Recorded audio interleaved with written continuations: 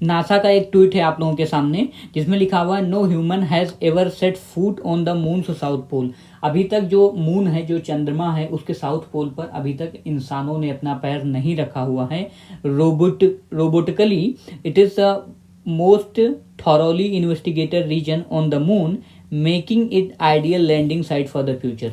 तो ये जो मून है, उसका जो सदर्न पोल है, वहाँ पर अभी तक ह्यूमंस कभी गए नहीं हैं, और ये एक आइडियल साइट है जहाँ से बहुत सारी इंफॉर्मेशन को गैदर किया जा सकता है फॉर द कॉस्मिक और साइंटिफिक डिस्कवरीज। तो ये नासा ने काफ़ी पहले ही ट्वीट कर रखा था, और अभी एक वाशिंगटन पोस्ट जो काफ़ी रिलायबल न्यूज़पेपर है यूएसए का, उसका एक आर्टिकल है, Elon Musk SpaceX wins contract to develop spacecraft to land astronauts on the moon.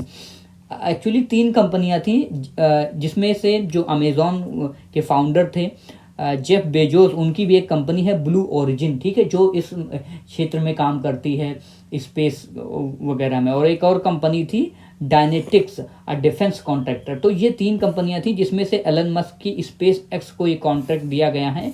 अब ऑफिशियली एलन मस्क की जो कंपनी है वो नासा के साथ काम करेगी। तो पहले से ये बंदा कितना जो है एम्बिशियस था, ठीक है, अभी तक इसको वो सफलता नहीं मिली है, लेकिन बार बार ये अपना मिशन ये स्पेस को एक्सप्लोर कर रहा है, और अब इसको नासा का भी साथ मिल जाएगा। एक्चुअली ये खुद इनकी कंपनी खुद नासा का जो लैंडर है वो डेवलप करेगी in the mission name as Artemis program. तो नासा का एक प्रोग्राम है आर्टेमिस, इसको आर्टेमिस 3 भी कहा जाता है।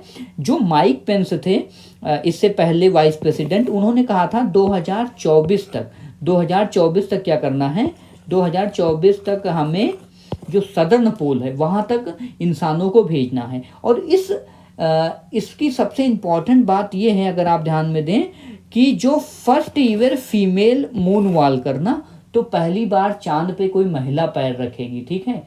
तो इसको आप ऐसे भी कह सकते हैं ना, महिलाओं को हमेशा उपमा दिया जाता था चांद का, तो एक्चुअली में पहली बार कोई महिला चांद पर भी पैर रखेगी near the lunar south pole by 2024। तो ये आपको याद रखना है। और अभी जब से बाइडन का एडमिनिस्ट्रेशन आया है तो लोगों को लग रहा है कि लाइकली टू बी रिलैक्स्ड, ये 2024 के पहले भी ये मिशन जा सकता है, और इसीलिए नासा ने तेजी दिखाते हुए जो स्पेस एक्स है उसको कॉन्ट्रैक्ट भी दे दिया है।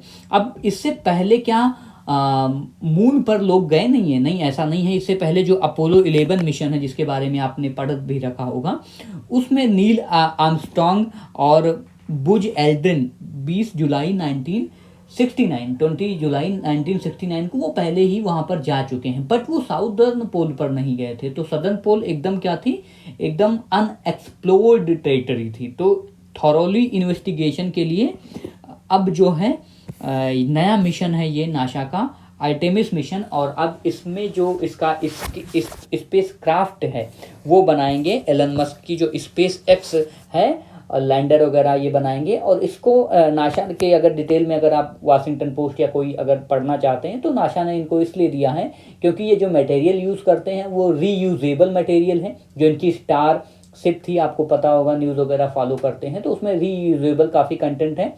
सेकेंड थिंग इज़ दैट जो नासा में चीज़ें जो ये एलन मस्क नासा का जो बजट था वो अलाउ कर रहा था, इनके साथ कुछ कंफर्ट फील हो रहा था, इसलिए ये इनको कॉन्टेक्ट दिया गया। बाकी सारी इंफॉर्मेशंस का वेब पोर्टल्स पे हैं, नासा की वेबसाइट पर भी है, और अब तो जो है न्यूज़ में भी धूम मच गई होगी। आई होप ये आपको समझ में आया होगा। Stay blessed, stay safe.